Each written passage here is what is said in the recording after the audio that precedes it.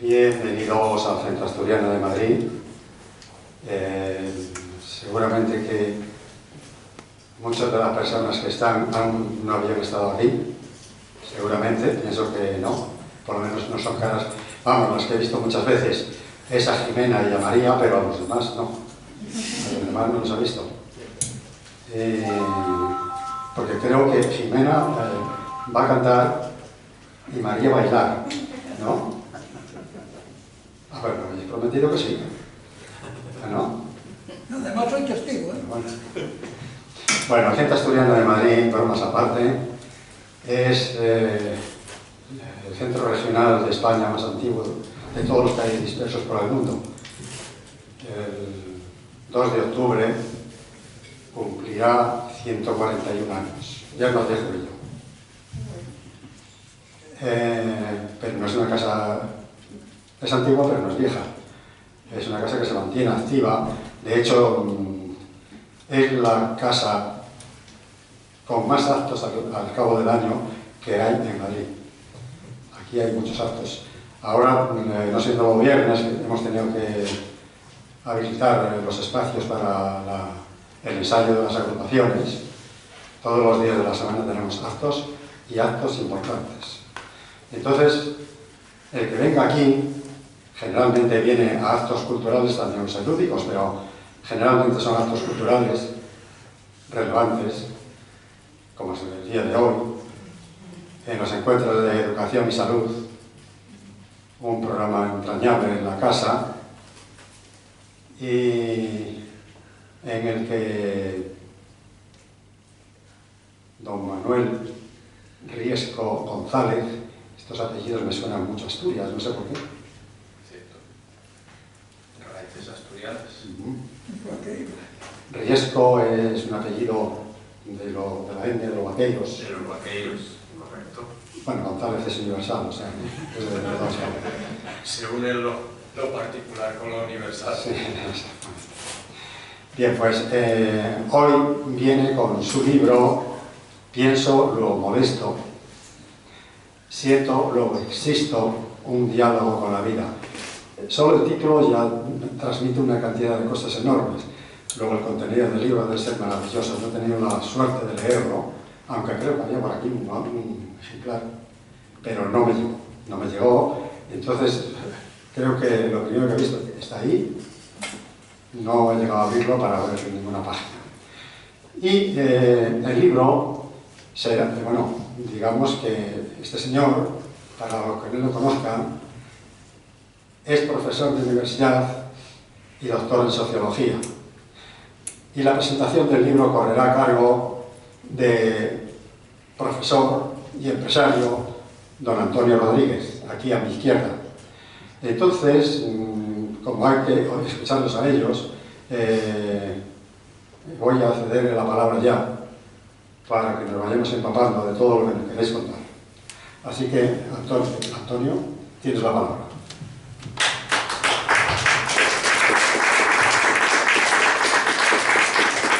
Bien, pues, muchas gracias, Andrés, y bueno, muchísimas gracias al Centro Asturiano por acoger esta presentación de este libro, que yo creo que es un libro para leer, y el que no lo tenga, pues luego lo puede comprar ahí, ¿verdad?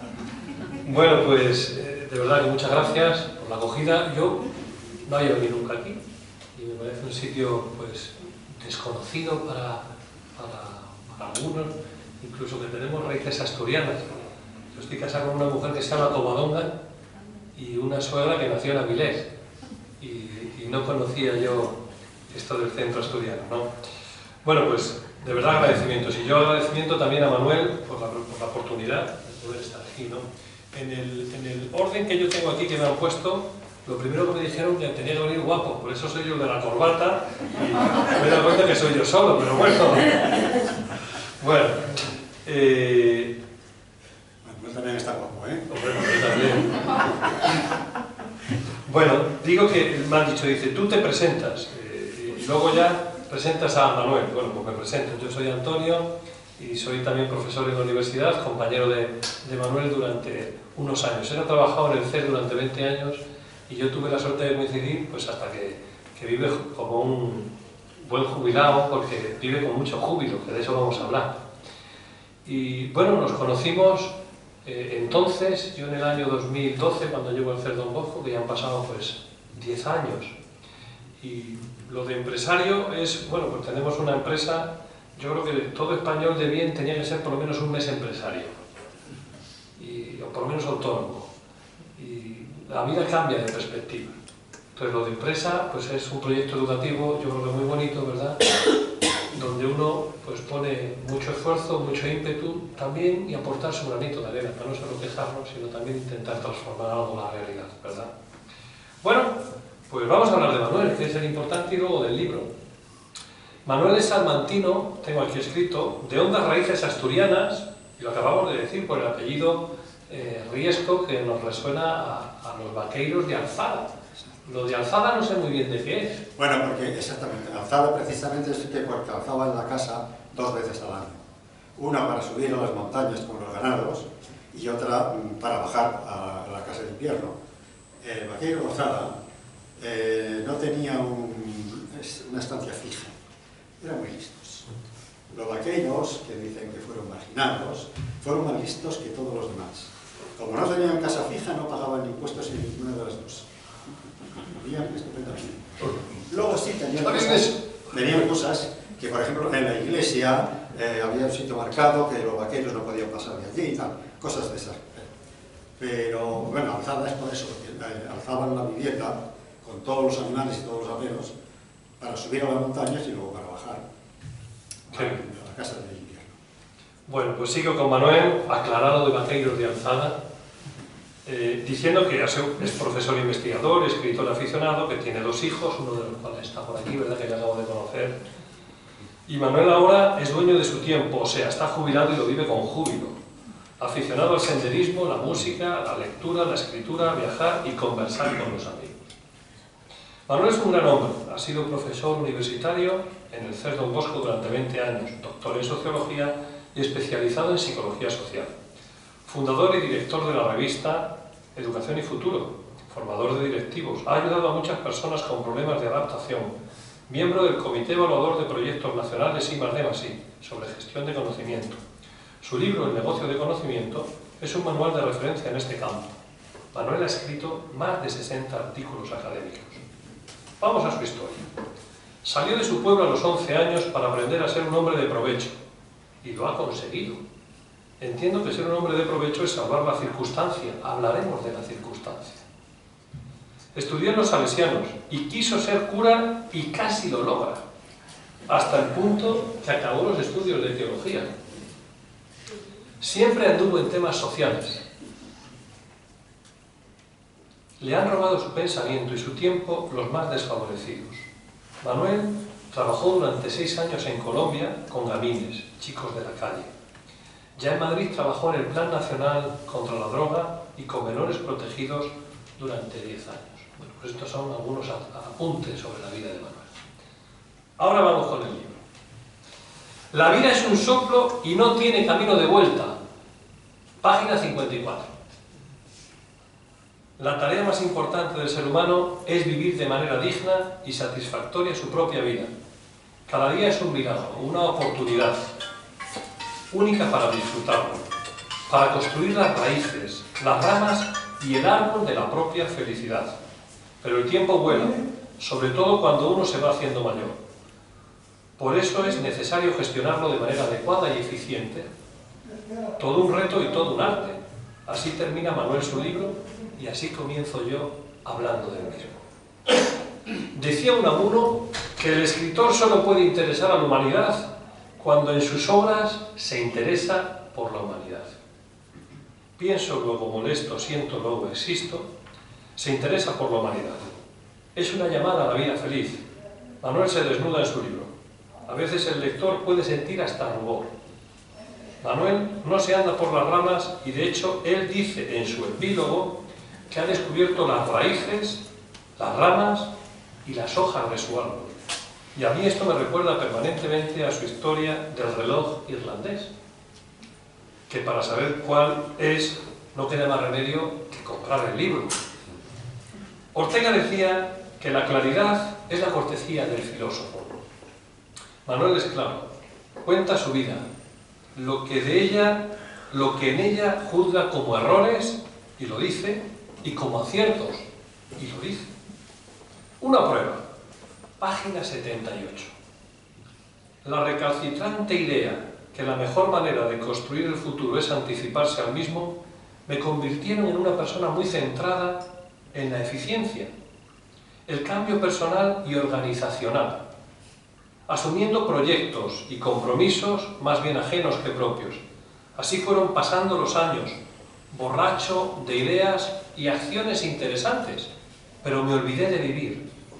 Hoy, mirándome al espejo, me veo sin acritud, con ternura y compasión. Manuel habla de la felicidad y de sus condiciones que detalla. Control y estabilidad de la razón y las emociones. Invertir en tu propio talento, preguntarse, escuchar y reconocer lo que nos gusta. Ética del deber o la responsabilidad, aportación social. Manuel habla de religión, de silencio, de meditación, de conocimiento, de felicidad, de amor, de sufrimiento, de ansiedad, de miedos, de lenguaje y de su importancia, de sacar partido al tiempo y de ser feliz. La felicidad es eso que todos andamos buscando, aquello por lo que salimos a trabajar, cuando nos casamos, buscamos felicidad, y también cuando nos descasamos, buscamos felicidad. Tenemos hijos, estudiamos, salimos a la calle buscando la felicidad. Optamos siempre creyendo en lo que más nos conviene, en lo que creemos que nos acerca a la felicidad. El sabio acierta, y de lo contrario rectifica. Pronto. Otros no rectifican nunca, y así les va. Con Manuel reconozco la importancia que tiene en la búsqueda de la propia felicidad conocerse para saber y hacer lo que nos gusta, y lo que debemos hacer, según la ética de la responsabilidad, o kantiana, o del deber, o a mí me gusta más, a la española, que es la de Unamuno. El modo de dar una vez en el clavo es dar 100 veces en la herradura. No hay felicidad sin fidelidad a nuestros principios. No hay felicidad separada de la ética, de la moral, de los valores que nos hacen más humanos. Hablando de humanidad, el texto de Manuel es una pregunta continua en torno a la pregunta por el ser, por el destino. La vida es cuestión de vocación. De nuevo volvemos a lo anterior, de conocer aquello para lo que me siento inclinado, y además se me da bien. Conjugar trabajo y vocación es una tarea importante en la existencia, para que sea más fácil encontrar sentido a la vida. Cuando el trabajo solo es dinero, se convierte en esclavitud, mejor o peor pagada. Manuel en su libro habla de la amistad y de su importancia, del tiempo necesario con los amigos, de tomar café con ellos, o cervezas. Yo soy más de lo segundo. Aquí de sidras, ¿no? Desde mi atalaya de 49 años, tomo nota de Manuel y quiero disfrutar mi existencia con mi mujer, mis hijas, con mi familia, compañeros, amigos, que estáis aquí, alumnos. La vida se escapa, sí, pero la disfrutamos. Yo he tenido la suerte de conjugar trabajo y vocación. Me encanta mi trabajo de profesor. Agonía la sentencia de Unamuno a los maestros. Solo el que sabe es libre. Y más libre, el que más sabe. No proclaméis la libertad de volar, sino dad alas. Esto lo tenemos que tener en un frontispicio todos los maestros, sobre todo los de las facultades de educación. Soy un hombre afortunado por mi familia y por mi historia. Siempre me reconozco como una persona que ha vivido bien, aunque haya habido circunstancias y situaciones duras y complicadas como la muerte, la enfermedad, la traición del que juzgabas amigo o las encrucijadas. He tenido muchas veces y sigo teniendo el deseo que se pare el tiempo, pero nunca se para. Me encanta la filosofía española. Ortega y Unamuno. Permítanme traer a Ortega y su ética de la perspectiva. Me queda muy poquito. Manuel habla de ella, quizá con otro nombre. Ortega enfatiza la importancia de tratar de salvar la circunstancia para salvarme yo. Yo soy yo en mi circunstancia. O salvo mi circunstancia, o no me salvo yo. La razón vital de Ortega ayuda a vivir razonando, juzgando y sintiendo. La razón vital no está hecha para quejarse, para llorar, aunque sea necesario. La razón vital sirve sobre todo para levantarse, para ilusionarse, para crear, para animarse, para salvar la circunstancia. Y por eso me salvo yo. ¿Cuánto llorón y criticón hay en un mundo disfrazado de inteligente, de listo, de perspicaz, e incluso de racional? ¿Cuánto profesor en la universidad critica, destruye, pero es incapaz de proponer algo y de hacerlo, y de ser constante en la propuesta? No digamos de nuestros dirigentes políticos. Vivimos en un mundo lleno de llorones. Pocos se atreven a proponer algo serio, y menos a hacerlo, y menos aún a ser constantes. El libro de Manuel tiene muchísimo de Unamuno. La existencia es un regalo, un don, una propuesta, algo para disfrutar, Unamuno. Hay que sentir el pensamiento y pensar el sentimiento. Cuanto menos se lee, más daño hace lo que se lee. Por eso hoy, permitidme, en este auditorio, es evidente que la cultura, la de leer, no llena auditorios, pero aquí estamos, los que nos interesa, no solo Manuel, sino la cultura. No lloremos. Por eso, permitidme una llamada a la lectura, para que las alas de los que aquí estamos se hagan todavía más fuertes. No lloremos, vivamos Unamuno. Procuremos ser más padres de nuestro porvenir que hijos de nuestro pasado. Leer a Manuel es encontrarse con la vida, confrontarse con nuestra historia, replantearse situaciones. No hay vida lejos de la cultura, o al menos vida que merezca la pena. La tiranía de la incultura, de lo políticamente correcto, es lo que mata al hombre, al ciudadano, a la creatividad. La tiranía de la sola imagen, de la apariencia, del no decir lo que se piensa por el miedo a los demás, de nuevo, a las redes sociales, nos está matando como sociedad. Siempre hemos soñado con vivir en una sociedad libre. Es el sueño de la historia y de la humanidad. Manuel nos acerca a la libertad, que es sinónima de pensamiento propio y reflexión sobre la historia de los demás y la nuestra. Sin olvidarnos, al estilo de la gran Simone Weil, pensar es pensar contracorriente. Querido Manuel, acabo ya. Tu libro me ha llevado a la mejor de la filosofía española. Tu bondad es una demostración de poderío, de fuerza intelectual, de arraigo, de entusiasmo, de ilusión, de vida plena, alejada de la mediocridad. Larga vida, amigo Manuel. Sigue escribiendo, leyendo, pensando. Vuelve a escribir, corrige. Los escritores sobre todo corrigen lo que escriben. Y mientras, sigue disfrutando de la amistad, de la vida.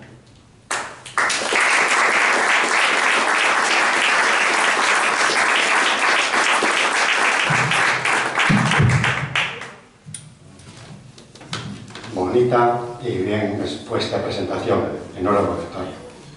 Tiene la palabra el autor.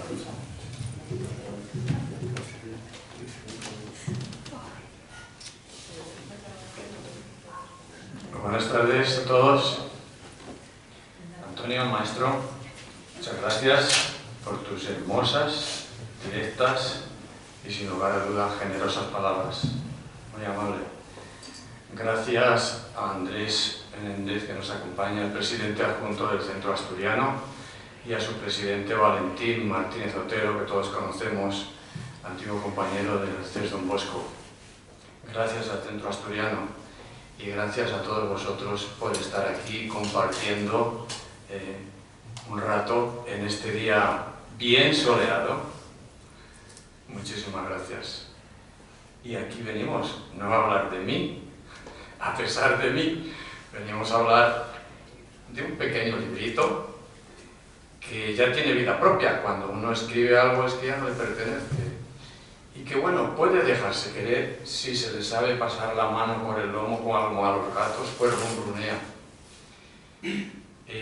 Ya me ha presentado Antonio y también Andrés.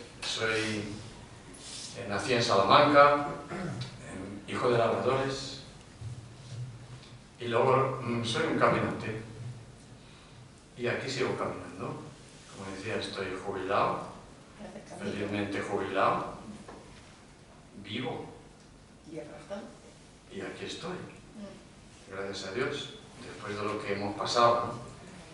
De verdad que muchísimas gracias a todos vosotros por estar aquí, amigos. Es un encuentro este que a mí además me encanta porque es multicultural. Estamos personas sin conocernos, algunos nos conocemos de toda clase y condición. Genial. ¿Cómo me definiría yo? Muy difícil. Soy un aprendiz de la vida. Soy un caminante y un aprendiz de la vida. Y me gusta bailar físicamente y bailar con las palabras. Y el resultado pues es esto. Ahora sigo ahí bailando con las palabras. A veces se dejan, a veces no se dejan. Unas son un poco celosas, otros menos. Pero es muy divertido y a mí me gusta y me distrae. Pues esto es un poco. No sé si Antonio, ¿tienes alguna palabra, alguna pregunta? O antes de... Yo preguntarle, el rollo, yo tengo alguna nota para no enrollarme demasiado. Entonces... Dime. Yo preguntarte, para que nos cuentes cosas de tu libro. Por ejemplo, ¿cómo nace? ¿Cómo nace el libro?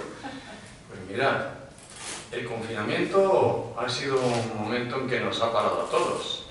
Y ha dado para mucho. Ha dado para enamorarse, para desenamorarse, para reencontrarse, para sufrir, para aburrirse, para ver series, para llorar, para reír, para muchas cosas, ¿no? Yo me considero que soy un animal social, al que le gusta conversar. Creo que la palabra es el don más importante y más hermoso que tenemos los humanos. Y claro, ¿qué sucedió? Que en el confinamiento nos cortó la palabra y a mí me dejó pues un poco noqueado.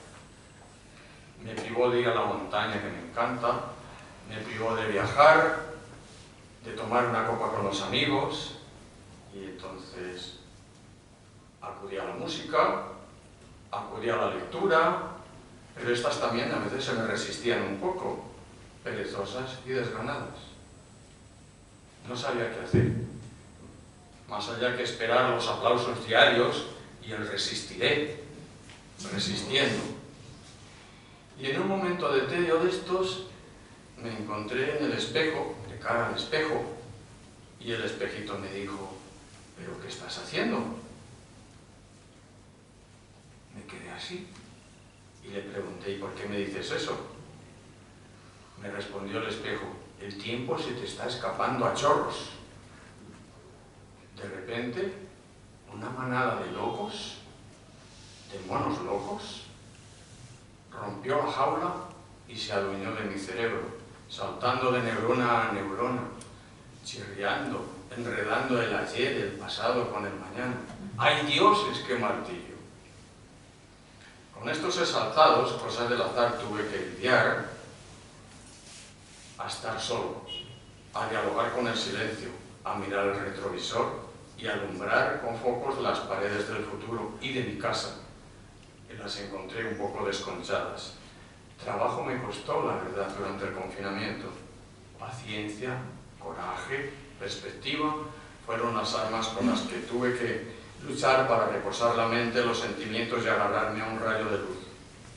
Hoy estos monos ya no me molestan tanto y tengo más tiempo para compartir con vosotros estas palabras y también para regar mi huerto. Este es un poco, digamos, el contexto en el que nació el libro.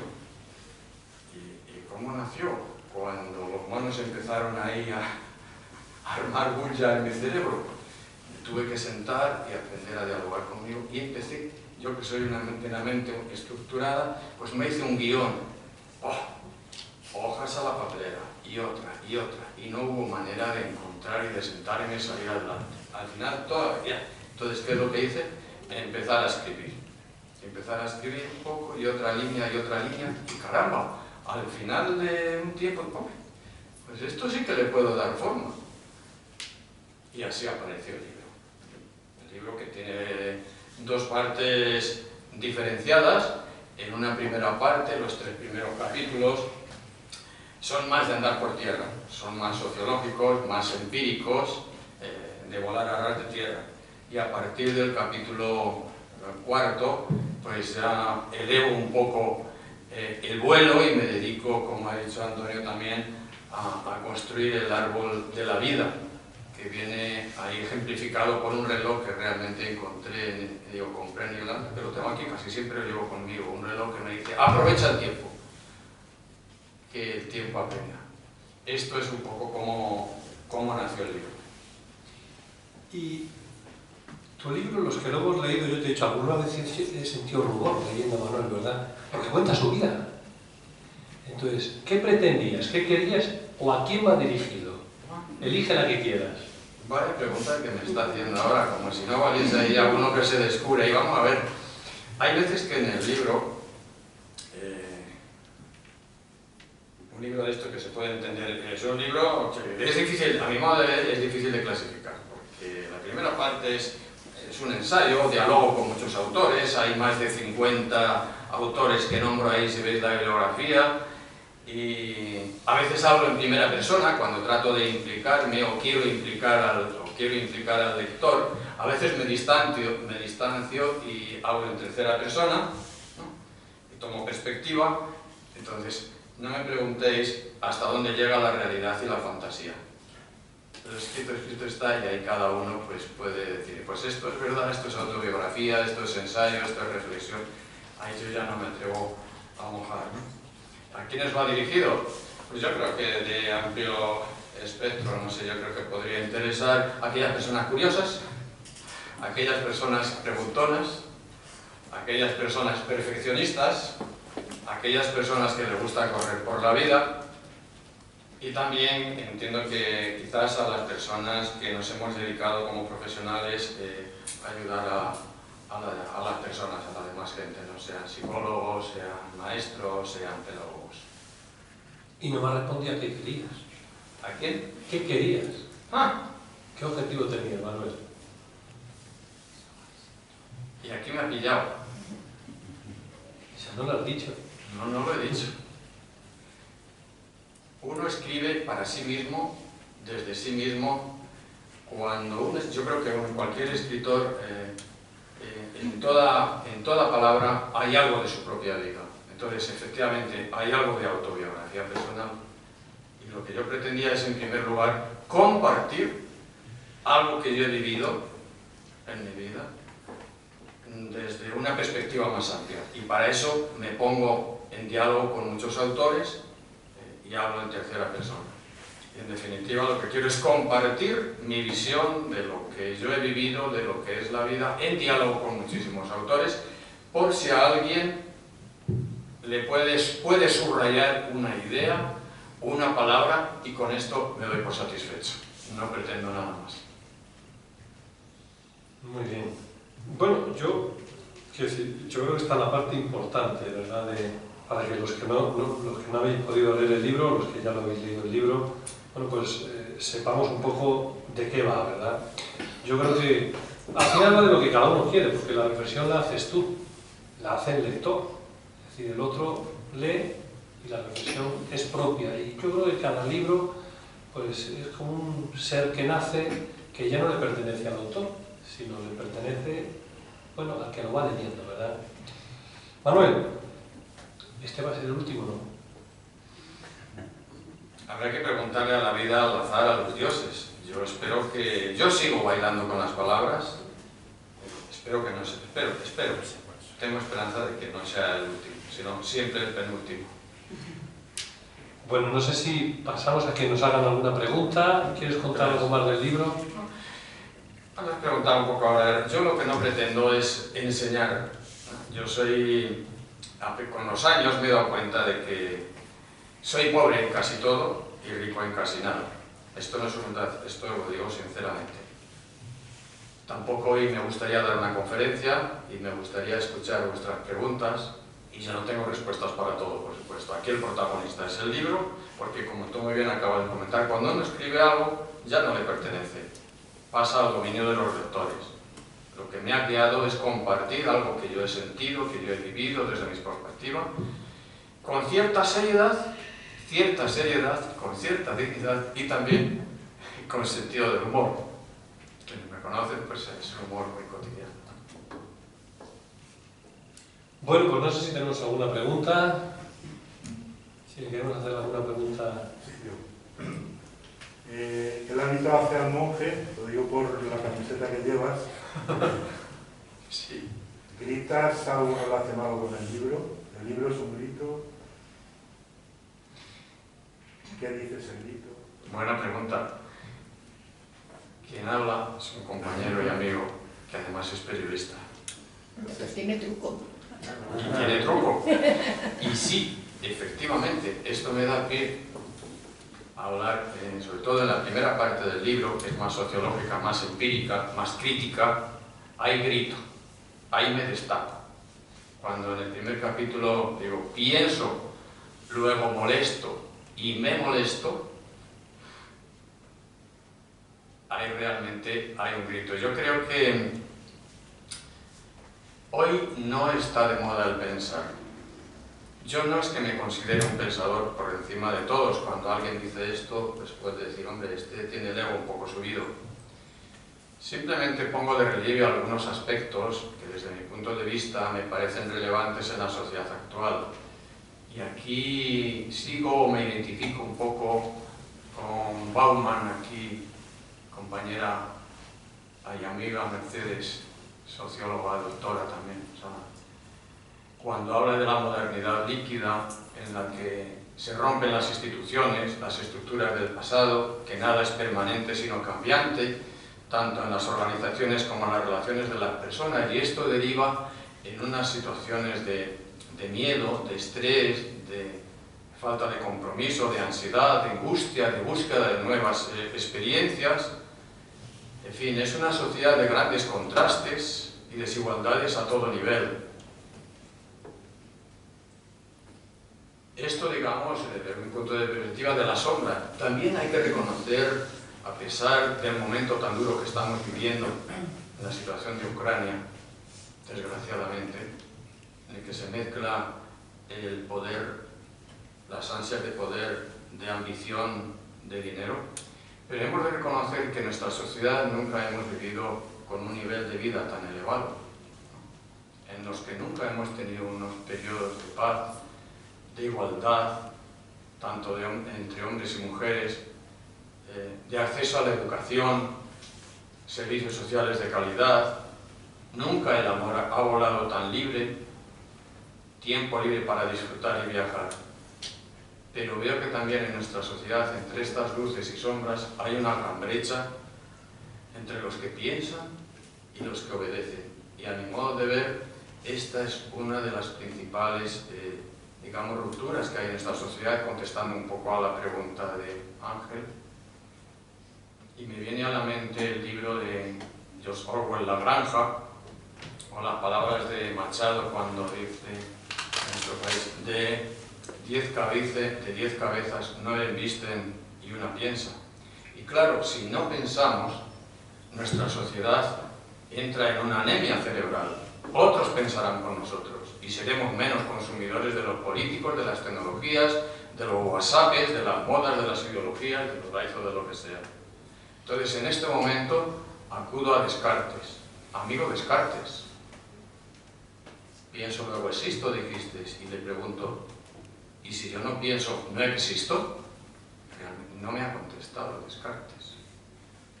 Pero me dice, una sociedad, estáis muy saturados de información, pero yo creo que la sociedad actual lo que tiene es hambre de conocimiento. Es una sociedad consumista. Es una sociedad dividida entre los que piensan y los que no piensan.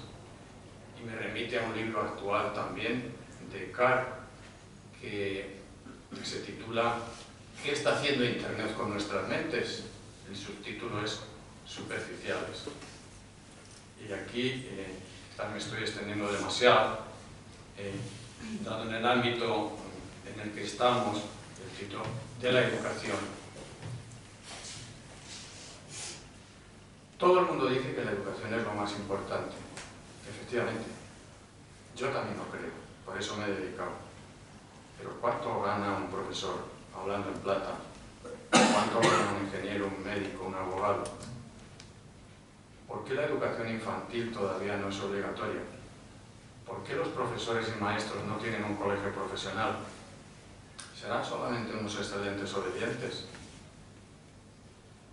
Mi hijo que está aquí, Javier, que es mucho mejor persona y más inteligente que yo, es ingeniero industrial y ha estado varios años, a pesar de que es muy joven, viajando por todo el mundo en una gran empresa, y hace un año y pico me dice: papá,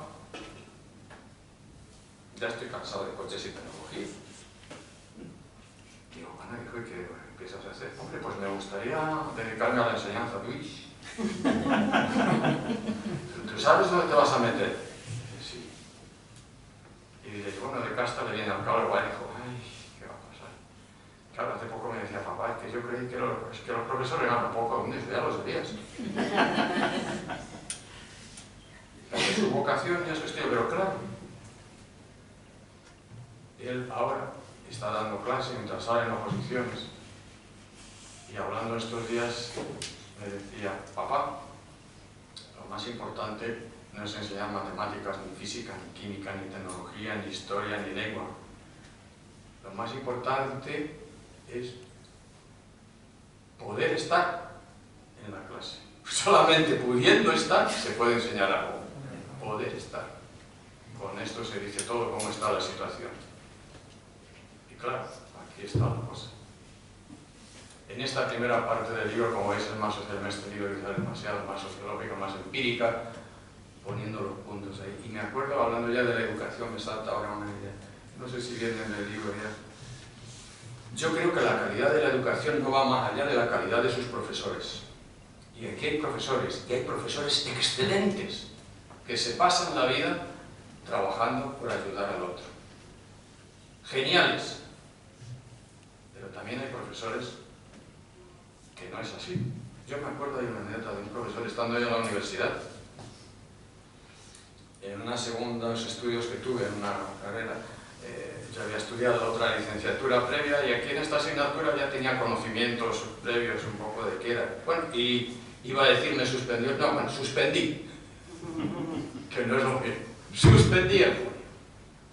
Y voy a hablar con el profesor. Quisiera tener quiero aprender de mis errores, profesor, quiero una cita, a ver.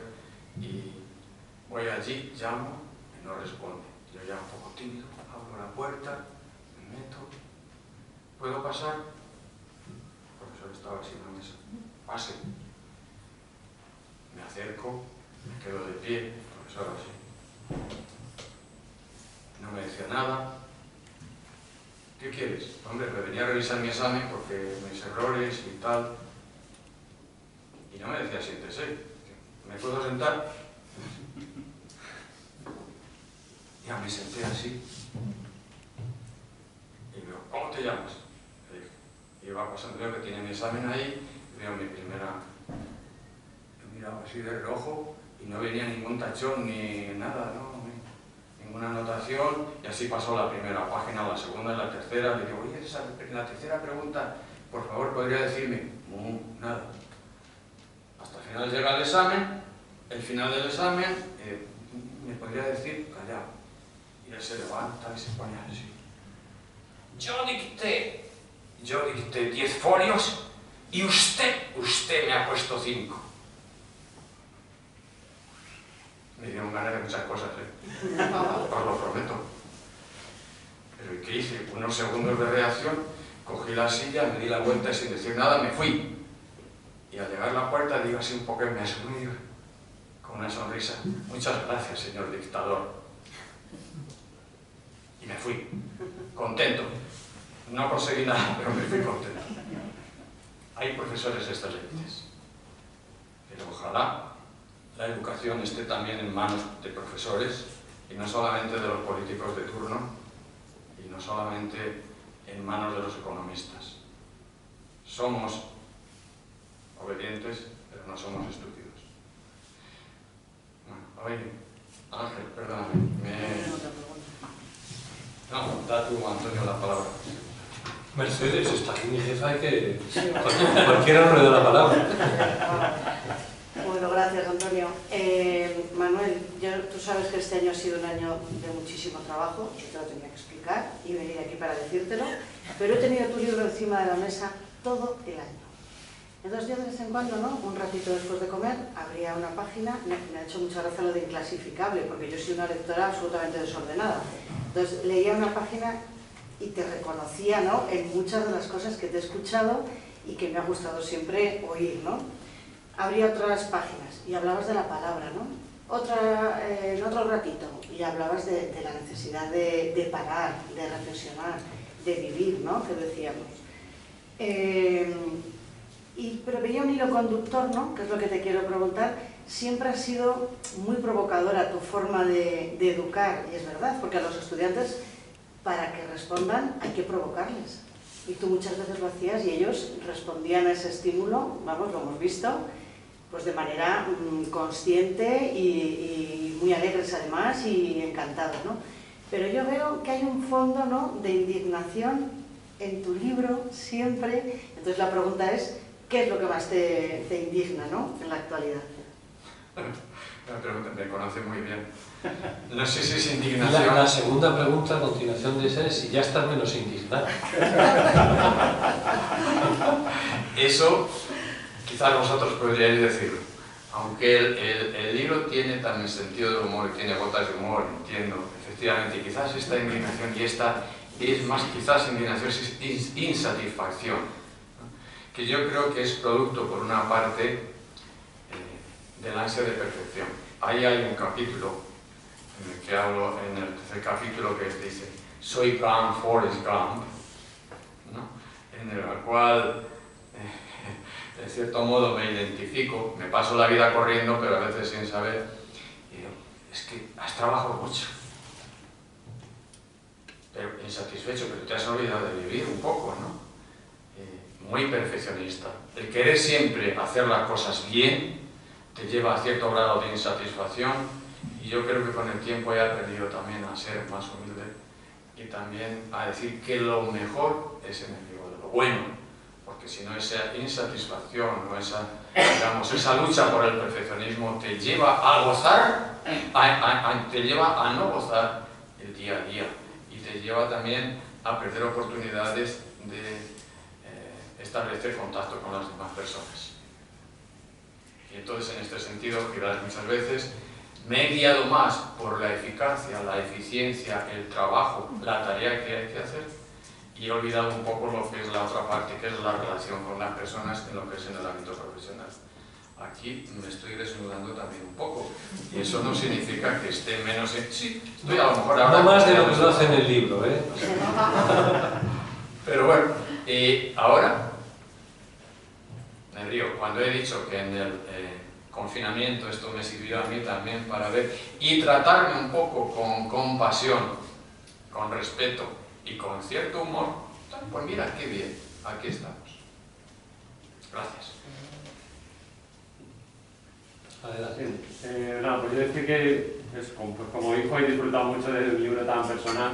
Desde aquí animaría a todos los padres que escribáis lo que se os pase por la cabeza, pero si lo podéis ordenar luego como ha hecho mi padre, pues mejor. Pero lo que sea, para vuestros hijos, porque obviamente es un libro muy personal, muy íntimo, y que pues me ha servido también para conocerte a muchos niveles que no conocía quizás.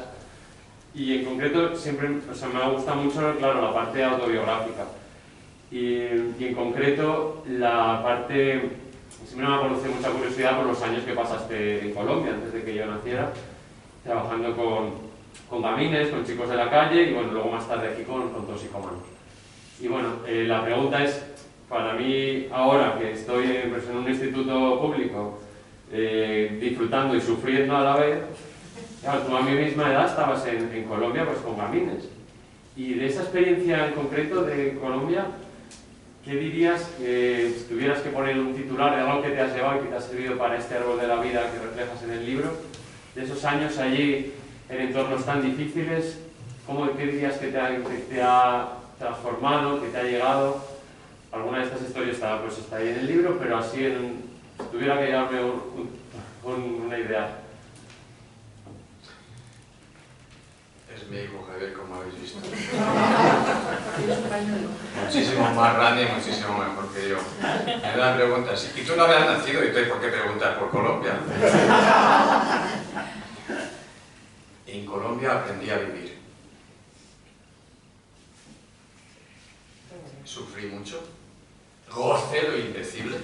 Y solamente digo una anécdota. Estaba yo trabajando con gamines en la selva, con 300 gamines, que son chicos que viven en la calle las 24 horas del día, y en el Chocó, que es el sitio más lluvioso en una selva, y había un chico que se llamaba Rogelio, yo le llamaba mi chucho, porque siempre venía detrás de mí, como un perrito, ¿no? Y había chicos ahí que tenían delitos de sangre, de todo lo que os podéis imaginar, y más, droga y todo lo que hay. Y no sabía leer ni escribir, y un día le digo, oye, Chucho, ¿no te gustaría aprender a leer y a escribir? Y me dice, claro, Pucho era viejo y tal. Entonces, por la tarde, entre los demás iban de paseo, pues empezamos a hacer. Y yo cogí, pues, como a mí me han enseñado de pequeño, la M con la A, ma. Decía la M con la I y me decía, to. Que no, hombre, ¿cómo va a ser to? Desesperado. Mira, y le ponía un dibujo. Nada. Coche. Y dice, ¿qué es eso? Pues que anda con rueda. Que no, Pucho, aquí decimos carro. Imposible. Y ya digo, bueno, ya vamos avanzando. Venga, otra vez. La M con la A. Pa. Que no, que es mamá. Pues yo no. ¿Por qué no? Porque yo no tengo mamá. ¿No tienes mamá? No, mi madre es una puta. Perdón, así me lo dijo. ¿Qué me dijo? ¿Y qué aprendí yo de ahí? A ir a su campo. Y empezamos a hablar de la calle, de sus cosas, de tal, y empezó realmente a aprender. ¿Y qué aprendí yo de ahí como maestro? A utilizar el lenguaje, a que no iba yo a enseñar, sino que si yo quería enseñar al otro, lo primero que tenía que hacer era abrirme y aprender de su vida, de su pasado, de su cultura. Esa fue una lección quizás de las más importantes que aprendí en Colombia, porque luego terminé dando clase en un colegio de reinas de belleza. Bueno, ¿cómo es posible? Sí, compañero. Perdón. Era un colegio femenino de alta alcurnia en una colina paradisíaca, eran niñas. Me fue más fácil trabajar con chicos de la calle, con todos mis respetos, que con esas niñas. Pero aprendí también a ver lo que es la estructura social, lo que es la vida y el respeto que me parecían tanto unas personas como otras. Gracias. Adelante. Bueno, yo soy Mamonte, también pertenezco al mundo de la educación, soy una enamorada de mi trabajo, siempre lo sigue cada día más. Y no voy a decir nada sobre educación. Yo venía aquí sobre todo, porque se lo he comentado antes a Manuel, con el título del libro. Habla muy bajito, ¿eh? ¿Hablo bajo? Sí, pues Claro, no lo oímos, yo por lo menos. No oyes, espérate. Entonces, bien, yo no oigo. Vivo y en directo esto. No, pues yo también pertenezco al mundo de la educación desde otros ámbitos. Yo he trabajado en el ámbito de la educación, pero en distintos espacios, es algo que me gusta mucho.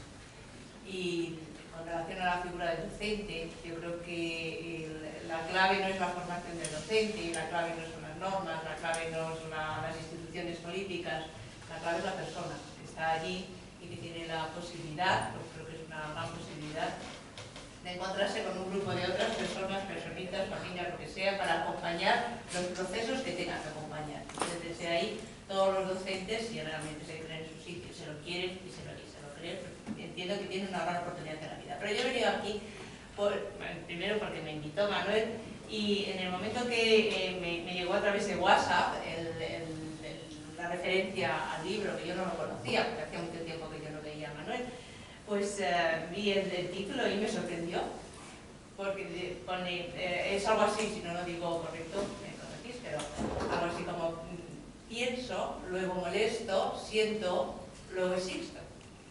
Y claro, yo lo de pienso, me crujió el cerebro, ¿no? Como que pienso, luego molesto, desde mi perspectiva, ¿no? Es pienso, luego tengo la gran fortuna de poder acompañar la transformación de los espacios pequeños. Y después cuando te oigo hablar, creo que vas también en esa línea, ¿no? La capacidad del que piensa tiene la posibilidad de transformar y de, porque hay otras personas que parece, yo no sé si eso es así o no, pero que piensa parece que tiene la posibilidad de transformar algo, ¿no? Entonces, quiero que me hables en torno a eso, lo del pienso, luego molesto. ¿Qué es eso del pienso, luego molesto? ¿Por qué no puede tener eso una versión más en positivo? Porque la versión positiva la tiene que tener, y no es el nombre del título de un libro. Cuéntame. En el fondo también el título es un poco provocador, ¿entendéis? Y está relacionado también con la crítica que hace un ratito pues he dicho, ¿no? Que en la sociedad actual no está de moda pensar. Claro, si no pensamos, lo único que somos llevados por otras personas y tal. Entonces, claro, y si además pienso en una sociedad que no está acostumbrada a pensar, molesto. Entonces, ¿para qué molestar? Si además molesto y me molesto. Luego me callo. Entonces, por ahí va la primera parte, ya he acudido a Descartes, pero el subtítulo, no sé si con esto he respondido, es siento, luego existo. Y ahí, claro, ahí hablo en el segundo capítulo, permítame adelantar un poco, de las emociones, que es algo importantísimo en la educación, que mucho tiempo ha sido olvidado, ¿no? Y aquí acudo, he encontrado también en este librito muchas cosas, a mí me ha enseñado cosas, ¿no? Encontré alianzas entre la neurobiología, tú que de esto eres experta, la psicología, también ciertas corrientes religiosas, budistas y el mismo cristianismo, la teoría metacognitiva, no nombro a ninguna autora, ahí los tenéis todos en el libro, y me llevó a darle la razón en cierto sentido a Spinoza. Ahí hay un libro, Damasio, Antonio Damasio es como sabéis, un neurobiólogo portugués, que en cualquier momento le podrían dar el premio Nobel, y él tiene un libro que se titula El error de Descartes, que le critica a Descartes precisamente el haberse olvidado de las emociones. Y entonces él acudió a Spinoza. Como Spinoza, la verdad, Antonio, es una persona que da mucha más importancia a lo que es la emoción, que viene a decir, la ética social nace de la dimensión social de las personas, la ética nace de la dimensión social de las personas y de nuestras emociones. Entonces, en este primer capítulo, en este segundo capítulo, digamos, es el en vez del primero, pienso, luego molesto y me molesto, y no quiero molestar más, pero me voy a las emociones porque me parece que para empezar a enseñar a un niño, primero hay que, fuimos primero un homo emocional antes que homo sapiens. Y de hecho, voy a contar otra anécdota, si me extiendo mucho, cortame, Antonio, contar. Y si les han venido aquí para darnos el punto de cuando se alarga mucho la cosa. Estando trabajando, como bien he dicho, en un centro de menores de la Comunidad de Madrid, donde trabajé 10 años, había dos hermanos que llegaron, se llamaban Nacho y Víctor, y los dos venían hechos polvo, habían sido maltratados, sobre todo tenían una edad cronológica, bueno, la que era una edad de desarrollo muy por debajo de lo que le correspondía, con una estatura muy por debajo también, y sobre todo el Víctor, cuando te acercabas a él, te soltaba un palabra. Ibas como educador y siempre hacía así, este gesto. ¡Venga, hijo puta! así como educado, pero ¿qué haces?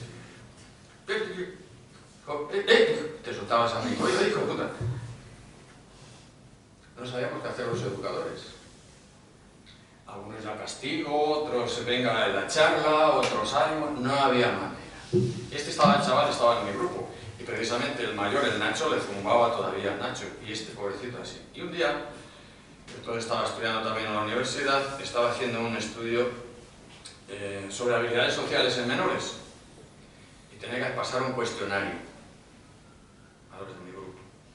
Claro, con Víctor no sabía leer ni escribir. Yo, venga, tú no te preocupes, dijo, tranquilo, mira, tú te pones aquí a mi izquierda y yo a mi derecha, ¿vale? Pues me dijo, puta, tranquilo, venga, empezamos. Y le iba diciendo, yo te voy a hacer unas preguntas y tú me contestas. Yo le iba a hacer, y él contesta, difícil pasar eso a limpio porque no sabía lo que era un palabra, un escupitajo o cualquier otra cosa. Pero en un momento dado vi que, ole, iba diciendo, y en un momento dado hizo así. Y yo seguí diciendo, y al poquito tiempo otra pregunta, sí. Y en otro, en la tercera, yo dije ya, y le toqué así el brazo. Y no se dijo, y en un momento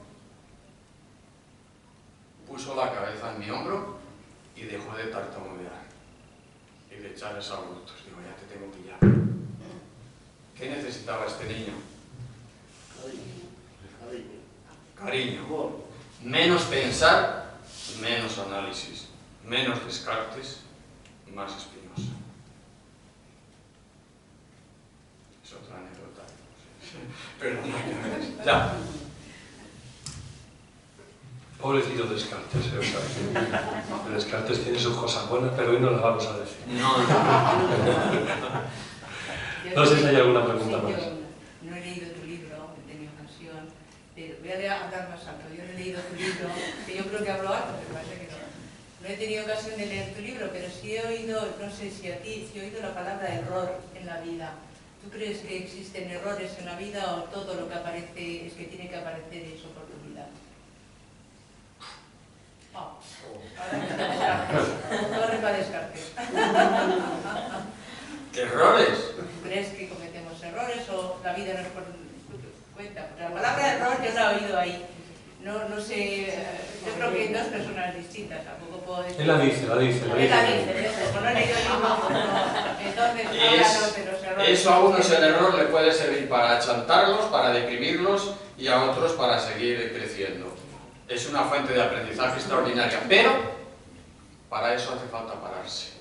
Cuando uno es Forrest Gump, como yo hablo en el tercer capítulo que soy Forrest Gump, a veces cometes errores y no te das cuenta de los errores que has cometido, con lo cual no aprendes y sigues cometiendo los mismos errores. Pero bendito sea el error. Es más, yo creo que la persona humana, lo mejor de la persona humana es la que tenemos la capacidad de equivocarnos y la capacidad de cometer el mal.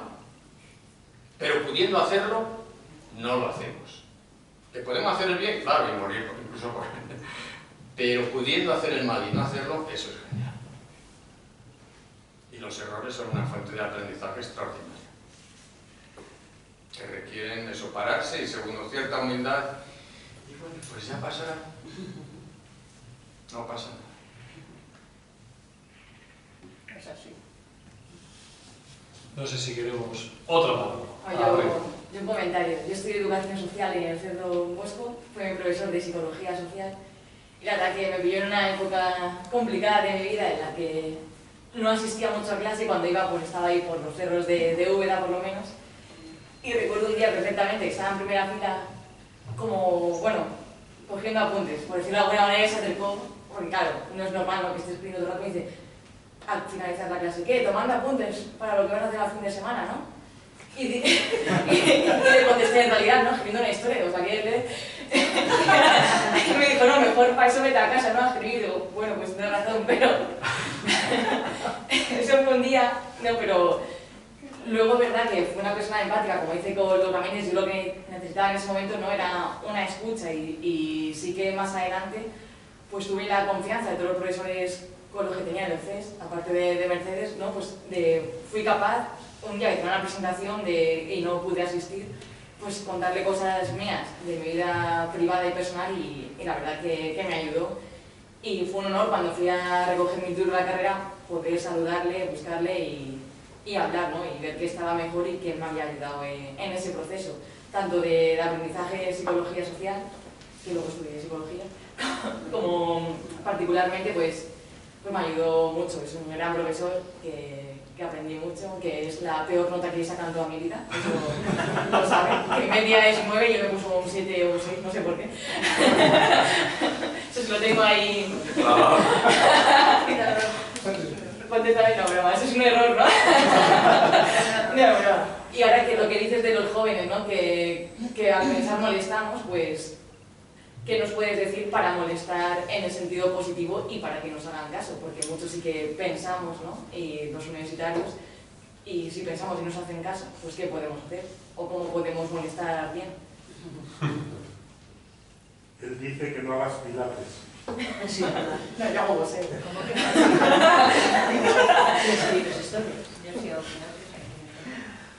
Gracias. Estefanía es un ejemplo extraordinario de autosuperación, de lucha, de generosidad, impresionante. Entonces, felicidades ahí, psicóloga, educadora y lo que sea, y además escritora, que ha escrito varios libros. Ya lo ven. Entonces, enhorabuena, de verdad, por lo que te corresponde. Y tú una pregunta que hacías, no lo sé, mira.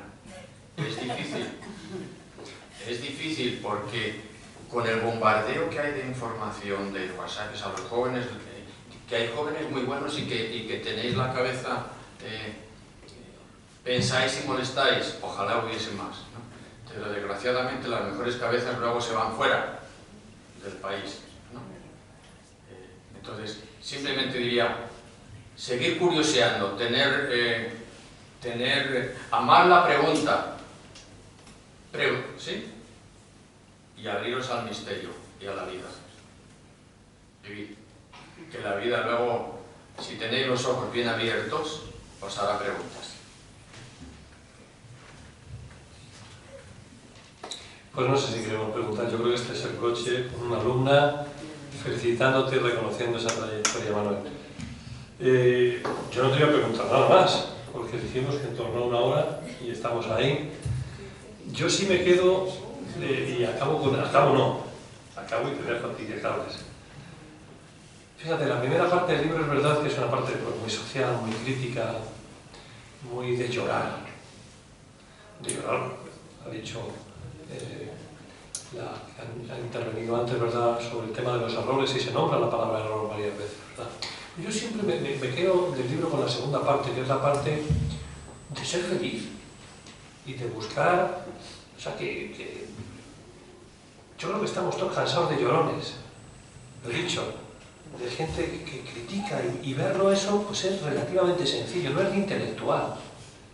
El intelectual es el que es capaz de proponer algo y además tener voluntad y sobre todo constancia para hacerlo. No inteligencia para diagnosticar, que también. Entonces yo me quedo con esa parte del libro, que es un libro no de autoayuda, porque la filosofía y la autoayuda no nos llevamos muy bien, nos llevamos mejor con la ética. Y yo creo que es un libro más en clave ética, en clave de responsabilidad, de decir, oye, tómate tu vida en serio, porque esto pasa rápido. Y es verdad que la vida pasa rápido, pero no la vivamos al estilo Unamuno, qué agonía, sino, joder, perdón, qué alegría, que estamos vivos. Yo cuando empiezo las clases por la mañana y les doy a los chavales la oportunidad de decir, chicos, que empezamos un nuevo día de verdad, y que esto es maravilloso. Yo creo que esta es la parte que yo me quedo más con tu libro, Manuel, con las ganas de vivir, los años que tengamos y los años que nos queden por delante. Yo creo que es un libro ilusionante y que da alegría. Cuando uno acaba de leerlo, dice, bueno, pues aquí esto, cada uno con sus miserias, pero con alegría. Los creyentes a esto lo llamamos estar en las manos de Dios, pero como aquí no estamos en ninguna iglesia, esto no lo decimos, aunque ya lo he dicho. Pero yo creo que es importante que cada uno nos tomemos, esta es una lección importante del libro. La vida, tú decías antes, Javier, ¿de qué aprendiste allí? Aprendí a vivir. Luego yo creo que en algún momento se le ha olvidado y él lo reconoce y luego lo retomó.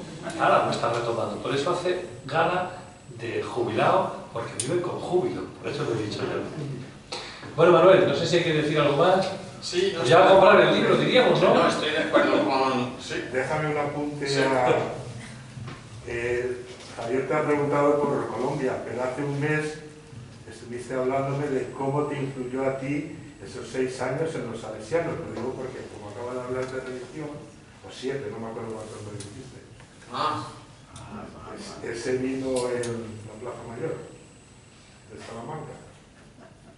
Pues muchos años fueron. Y aprendí muchas cosas buenas. De hecho, lo que yo soy y donde estoy se debe ahí. Una cosa son mis raíces, mis padres, mi genética, otro es el contexto donde he estudiado. Yo les debo y estoy agradecido. Hay gente que, bueno, pues ahí hubo sus cosas, sus más, sus menos, pero siempre agradecido. Y aprendí muchísimas cosas, lo que es la autodisciplina, lo que es el amor al estudio, eso es muy importante, lo que es el ayudar a los demás, me parece muy bien. Eso es lo que yo aprendí también con esos años de los salesianos.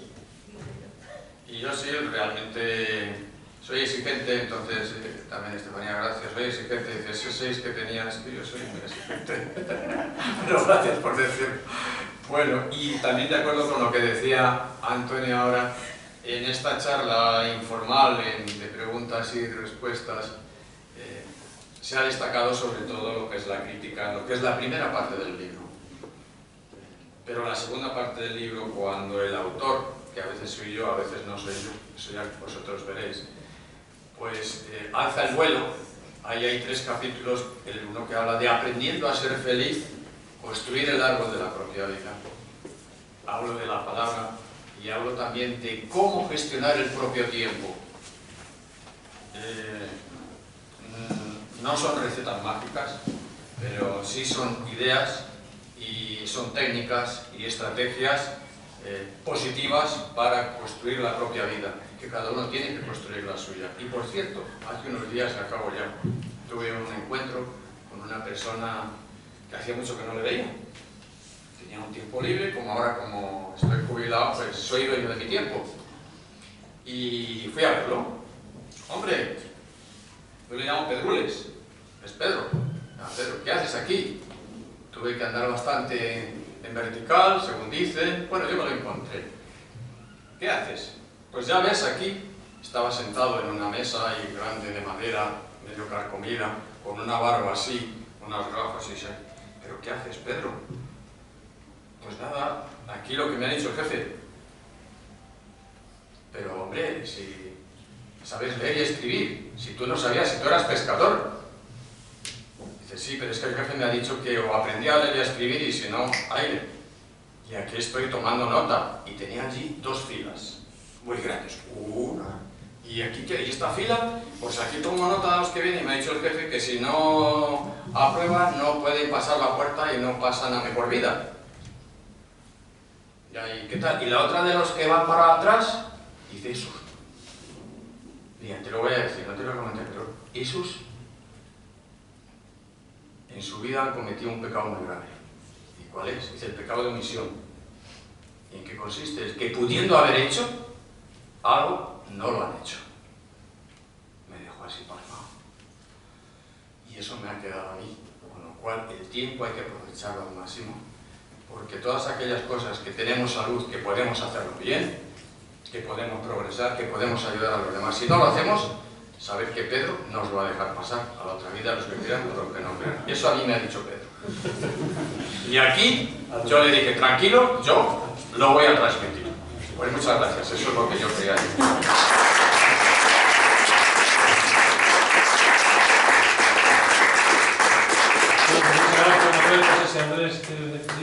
Gracias al Centro Asturiano y gracias a todos los que estáis aquí. Y gracias porque yo creo que es un acto pues, muy agradable y muy íntimo también y de mucha cultura. Bueno, por supuesto está todo dicho y muy bien dicho, pero sí quiero apuntar un poco. Esto me ha gustado mucho el estilo de la presentación, ya lo dije antes, y de unas contestaciones muy reflexionadas, muy meditadas, o por lo menos lo parecido, que eran Y bueno, lo único decir que si no os ha disgustado el sitio, esperamos la presentación del penúltimo libro. Ese es un reto, me lo pone el maestro, Abralo. ¿Abralo? Abralo. Vale. Está. Que Dios nos lo sabe. Muchas gracias por estar aquí. Gracias. Y que nos veamos muchas veces. Muchas gracias.